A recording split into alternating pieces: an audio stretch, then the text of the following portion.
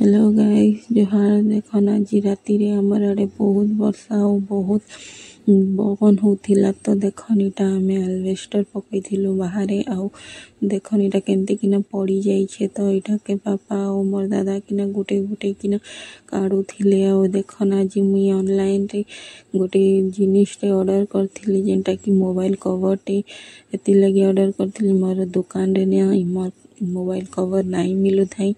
तो से लगी बोली मुई मोबाइल कवर टे ऑर्डर करथिली आउ फाइनली आज आसी जाइछे देखन मैं आपण मन को देखु छे और मते बहुत भल लागला ई कलर टे तो मेटा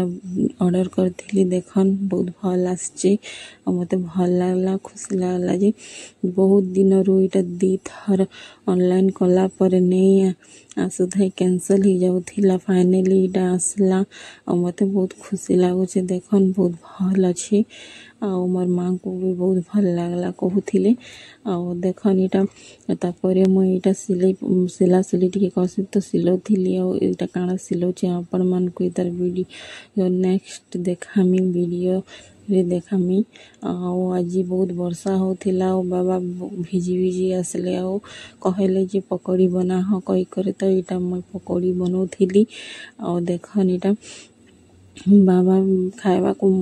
पसंद कले आ बाबा इच्छा कले जे बना हो कहले तो से लगी बोली मुई इटा बनौथिली और देखन इटा आमे समस्ते बसिकिना इटा आमे समस्ते टीवी देखी देखी किना इटा